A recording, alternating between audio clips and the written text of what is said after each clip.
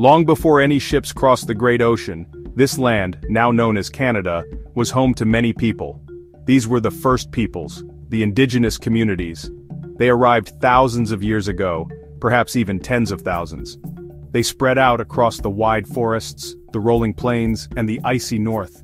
Groups like the Haudenosaunee, also called the Iroquois, built longhouses in the east. The Cree and Anishinaabe peoples lived in the forests and near the Great Lakes, mastering the art of canoe travel. Further west, nations like the Blackfoot and Siksika hunted bison on the vast prairies. Along the Pacific coast, the Haida and Coast Salish developed rich cultures based on the sea's bounty. And in the Arctic, the Inuit thrived in one of the world's harshest environments, a testament to their incredible resilience and ingenuity. These diverse groups developed deep connections to the territories they inhabited. Their lives were intertwined with the seasons, the animals, and the plants. They were skilled hunters, fishers, and gatherers. Some, like the Haudenosaunee, were also farmers, cultivating corn, beans, and squash, the Three Sisters. They understood the delicate balance of nature, taking only what they needed and often giving thanks for the bounty the land provided. Their knowledge of the environment was passed down through generations, a rich oral tradition that explained the world around them. This profound understanding allowed them to live sustainably for countless centuries, adapting to the varied climates and landscapes of this immense continent. The first peoples possessed rich and complex cultures. They had intricate systems of governance, often based on consensus and community well-being. Spiritual beliefs were central to their existence, with stories and ceremonies that explained their origins and their place in the universe. Art was a vital part of their lives, expressed in carvings, paintings, weaving, and beadwork, each piece often telling a story or holding spiritual significance. Think of the towering totem poles of the West Coast, each figure representing family histories and legends. Music and dance were also important, used in celebrations, ceremonies, and for storytelling. These cultural practices were as varied as the peoples themselves, reflecting the diverse environments they called home. The contributions of Indigenous peoples to the story of Canada are immense and foundational. They were the original explorers and mapmakers of this land. Their knowledge of travel routes, medicinal plants, and survival techniques was invaluable to later newcomers. Many of the names of places we use today, from provinces to rivers, have Indigenous origins.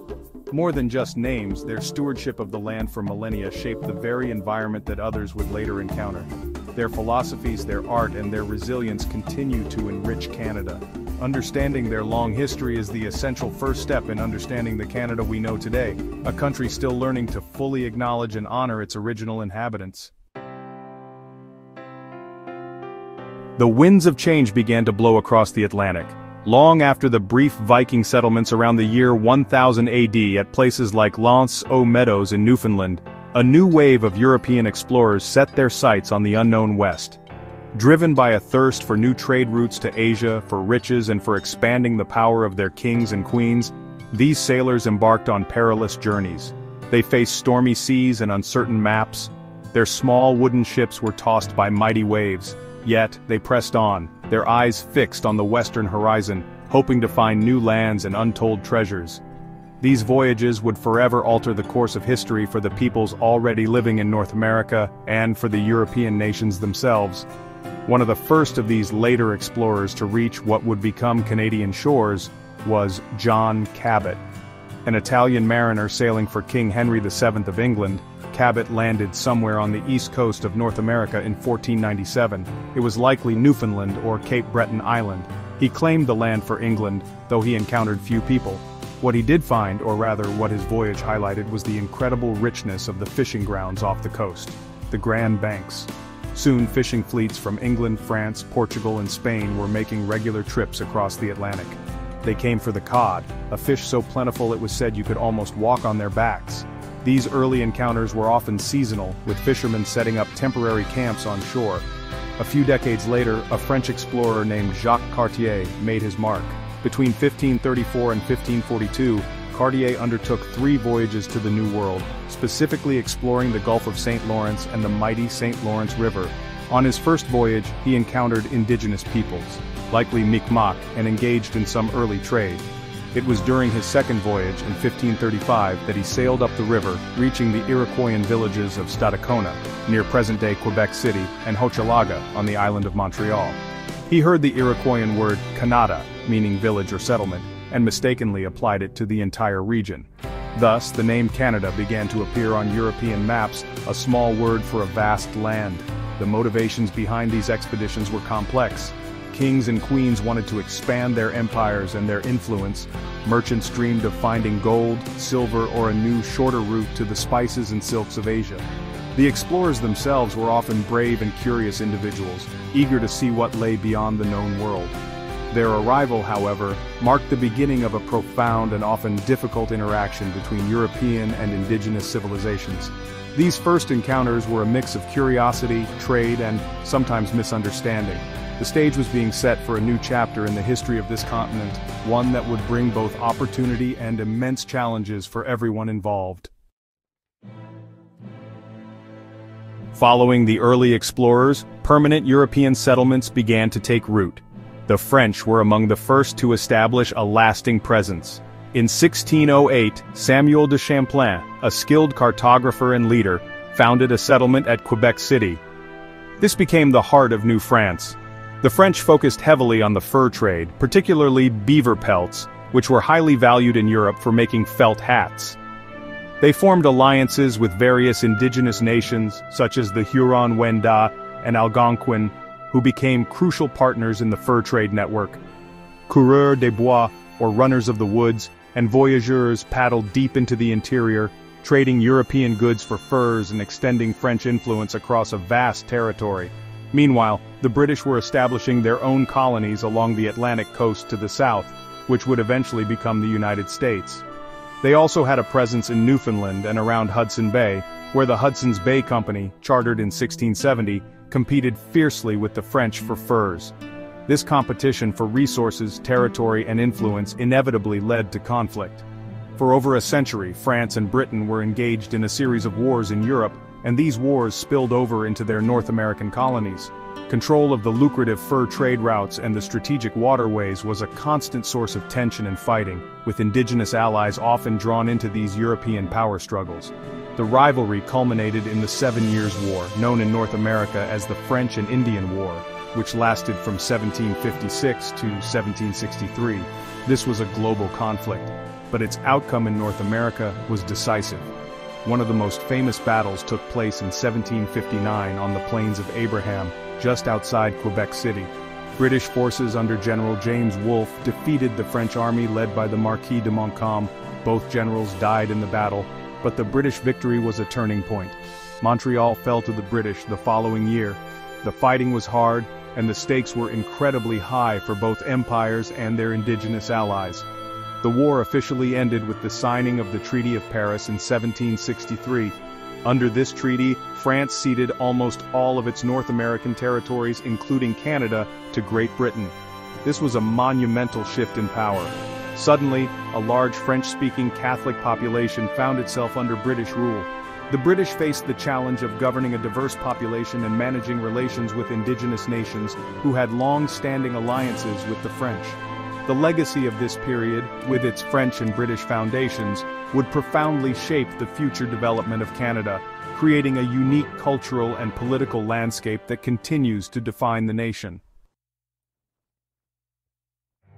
Life under British rule brought new challenges and adjustments for the inhabitants of what was now British North America.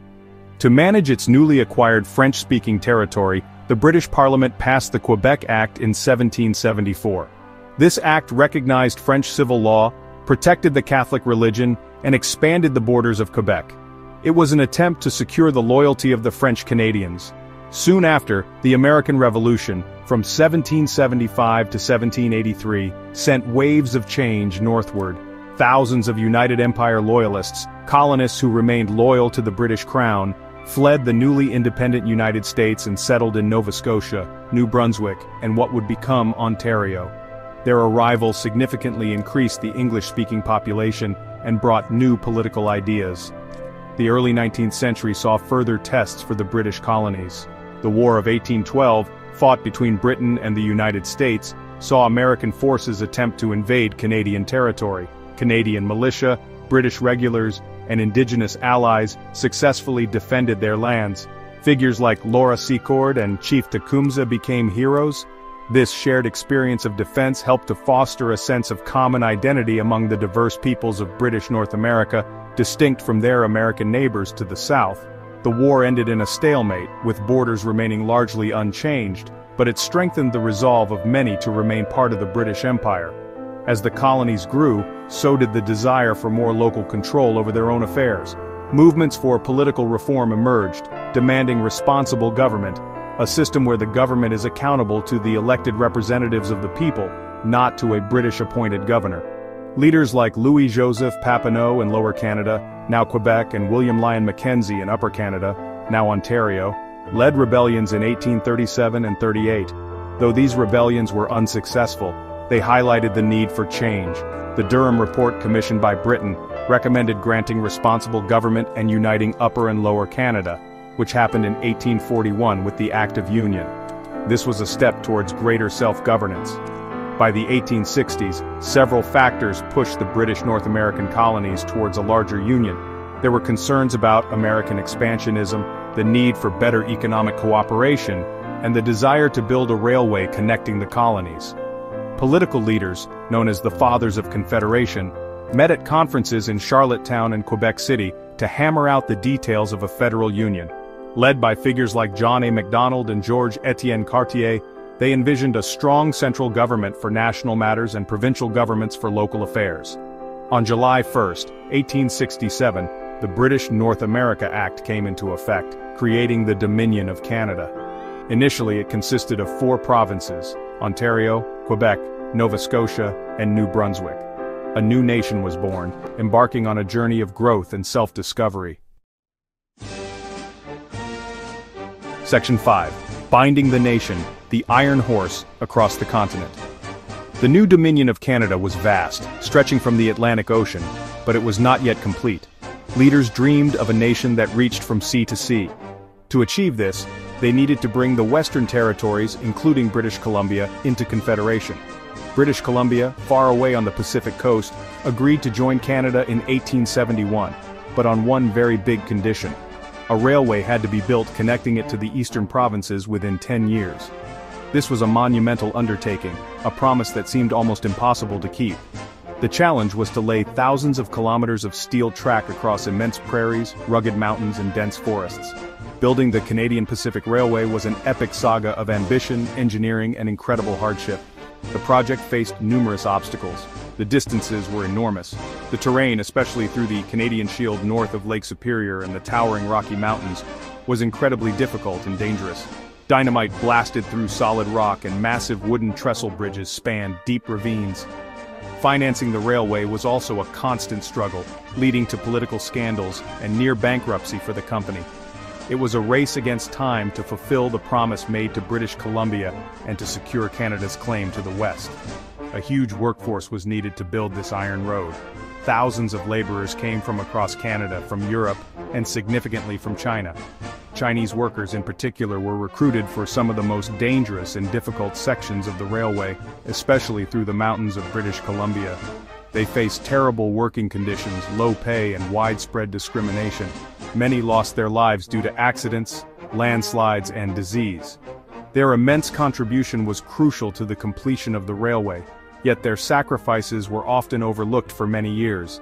The railway was built on the sweat and toil of these diverse groups of workers who endured extreme challenges. Despite all the difficulties, the last spike of the Canadian Pacific Railway was driven at Craigellachie, British Columbia on November 7, 1885. The dream of a transcontinental railway had become a reality. This iron horse did more than just connect the coasts. It physically bound the young nation together. It opened up the prairies for settlement, allowing immigrants to move west and establish farms. It facilitated trade and communication across the vast country. The railway was a powerful symbol of Canadian unity and determination, a steel ribbon that helped to shape the modern nation and secure its future from coast to coast. Section 6. Growth and Growing Pains Canada in the early 20th century. With the railway complete, the early 20th century became a period of remarkable growth for Canada, especially in the West. The government actively encouraged immigration to settle the prairie provinces of Manitoba, Saskatchewan, and Alberta. Millions of people from Britain, Eastern Europe, and other parts of the world answered the call, seeking new opportunities and a fresh start. They turned the vast grasslands into productive farmland, creating a wheat boom that made Canada a major grain exporter. New towns and cities sprang up across the landscape, transforming the prairies into the breadbasket of the nation. This wave of immigration brought new cultures, languages, and traditions, adding to Canada's developing identity. This era of expansion was soon interrupted by global conflict. When Britain declared war on Germany in August 1914, Canada, as part of the British Empire, was automatically at war. Over 600,000 Canadians enlisted to fight in World War I, a significant number for a young country with a small population. Canadian soldiers distinguished themselves in many battles, but the Battle of Vimy Ridge in April 1917 became a particularly defining moment. For the first time, all 4 divisions of the Canadian Corps fought together, capturing the heavily fortified ridge from the Germans. The victory came at a high cost with thousands of casualties, but it instilled a strong sense of national pride and accomplishment. Many historians see Vimy Ridge as a key step in Canada's journey from colony to independent nation. The years following World War I brought both prosperity and hardship. The 1920s, often called the Roaring Twenties, saw economic growth, new technologies like the automobile and radio becoming more common, and a sense of optimism. However, this boom period came to an abrupt end with the start of the Great Depression in 1929. Stock markets crashed, businesses failed, and unemployment soared. Across Canada, many families faced extreme poverty and hardship, especially in the prairie provinces, which also suffered from a devastating drought known as the Dust Bowl. The Depression forced governments to consider new ways to support citizens, laying the groundwork for future social programs. Alongside these economic and global events, important social changes were taking place. The women's suffrage movement, which had been active for decades, gained significant victories. During World War I, some women were granted the right to vote in federal elections, partly in recognition of their contributions to the war effort. By 1918, most Canadian women aged 21 and over had won the right to vote. Figures like Nellie McClung were instrumental in this fight for equality. This period also saw the beginnings of other social reforms, as Canada grappled with the challenges of industrialization, urbanization, and the aftermath of a major war, slowly shaping a more inclusive and modern society.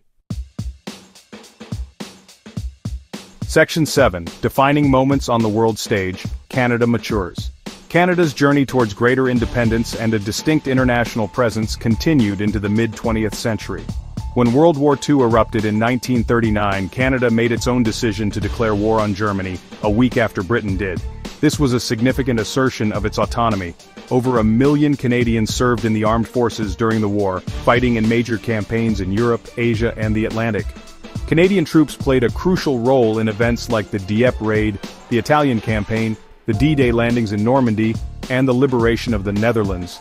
On the home front, Canadian industries mobilized to produce vast quantities of war materials, and citizens contributed through rationing and war bonds. The war effort further strengthened Canada's industrial base and its sense of national unity. The post-war years brought a period of economic prosperity and social development. Returning soldiers were reintegrated into civilian life, often with government support for education and housing. Canada's economy boomed, fueled by manufacturing, resource development, and international trade. This prosperity allowed for the expansion of social programs. The foundations for Canada's universal healthcare system, a cornerstone of its modern identity, were laid during this period, with Saskatchewan pioneering public hospital insurance in 1947, a model that would later be adopted nationwide.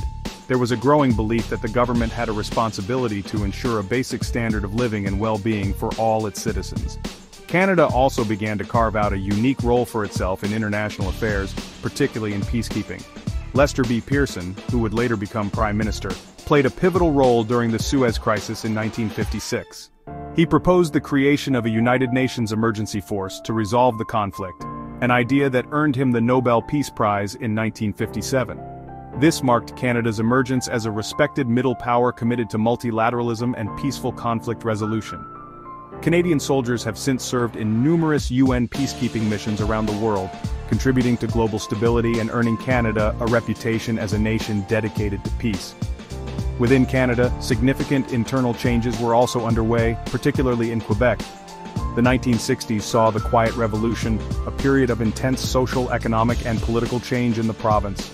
There was a move away from the traditional dominance of the Catholic Church, a modernization of the education system, and a growing sense of Quebecois nationalism. French-speaking Quebecers sought greater recognition of their language and culture, and greater control over their own affairs.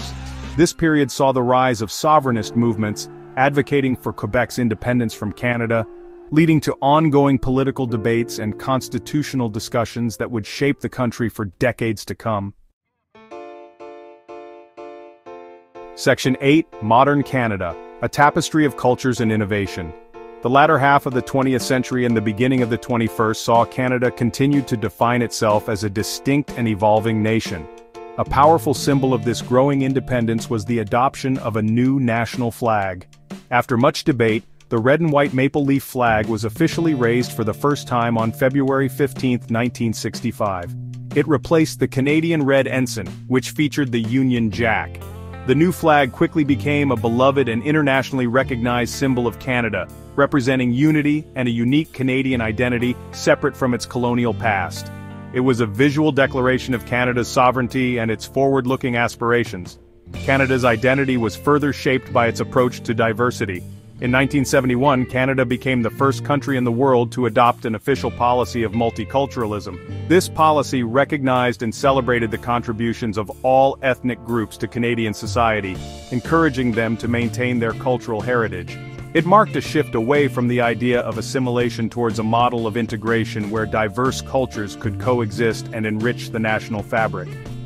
Immigration patterns changed, with more people arriving from Asia, Africa, the Caribbean, and Latin America, creating a vibrant mosaic of cultures, languages, and traditions in cities and towns across the country. A landmark moment in Canada's constitutional development occurred in 1982 with the patriation of the Constitution. This meant that Canada could amend its own constitution without needing British approval. Entrenched within this new constitution was the Canadian Charter of Rights and Freedoms. The Charter guarantees fundamental freedoms, democratic rights, mobility rights, legal rights, and equality rights for all Canadians. It has had a profound impact on Canadian law and society, protecting individual liberties and promoting a more just and inclusive nation. It stands as a cornerstone of Canadian democracy. In the modern era, Canada has developed a diverse and advanced economy. While still rich in natural resources like oil, gas, minerals, and timber, the country has also become a leader in technology, aerospace, and various service industries. International trade remains vital, with strong economic ties to the United States and growing relationships with countries around the world. Canada faces contemporary challenges such as addressing climate change, ensuring sustainable development, and navigating a complex global landscape. Yet it continues to be recognized for its high quality of life, its commitment to social justice, and its efforts to build a prosperous and peaceful society for all its citizens. Section 9. Echoes of the Past: How History Shapes Canada Today. The story of Canada is a long and complex tapestry, woven with threads from its deepest past to its most recent moments. The enduring legacy of Indigenous peoples, the original inhabitants of this land, is fundamental. Their ancient connection to the territory, their diverse cultures, and their resilience in the face of immense historical challenges continue to shape Canada. Today there is a growing awareness of the injustices of the past, including the impacts of colonization and residential schools. The ongoing journey towards truth and reconciliation, guided by the calls to action from the Truth and Reconciliation Commission, is a crucial part of Canada's effort to build a more equitable and respectful future with Indigenous peoples. The dual heritage of French and British influence remains a defining characteristic of Canada. The early struggles between these European powers, followed by the compromises and accommodations made over centuries, have resulted in a country that is officially bilingual. French and English are recognized as official languages, and the rights of linguistic minorities are protected. This linguistic duality is more than just a legal framework. It is a part of Canada's cultural identity, reflecting a history of negotiation and coexistence. The presence of a vibrant French-speaking society, particularly in Quebec, continues to enrich the Canadian experience and contribute to its unique character on the world stage. Key historical events have left indelible marks on Canadian society and its political landscape. Confederation in 1867 laid the foundation for the nation's governance structure. The construction of the Transcontinental Railway physically united the country and opened the West for settlement. Canada's participation in 2 world wars forged a sense of national identity and established its place as an independent actor in global affairs. These milestones, along with countless other moments of struggle and achievement, have shaped Canadian values, institutions, and its understanding of itself. The debates and decisions of the past continue to echo in contemporary discussions about federalism, regionalism, and national unity. Ultimately, Canada's journey from its Indigenous roots through colonization, nation-building, and modern development is an ongoing story. It is a story of adaptation, resilience, and the continuous effort to build a more inclusive and just society. The lessons of history, both the triumphs and the failures, inform Canada's approach to current challenges and future aspirations. The commitment to democracy, human rights, multiculturalism, and a peaceful role in the world are all rooted in this rich historical narrative. As Canada moves forward, it carries with it the echoes of its past, constantly striving to live up to its ideals and build a better future for all who call this vast and diverse land home. If you enjoyed this journey through Canada's history, don't forget to like and subscribe for more insightful content. Thank you for watching.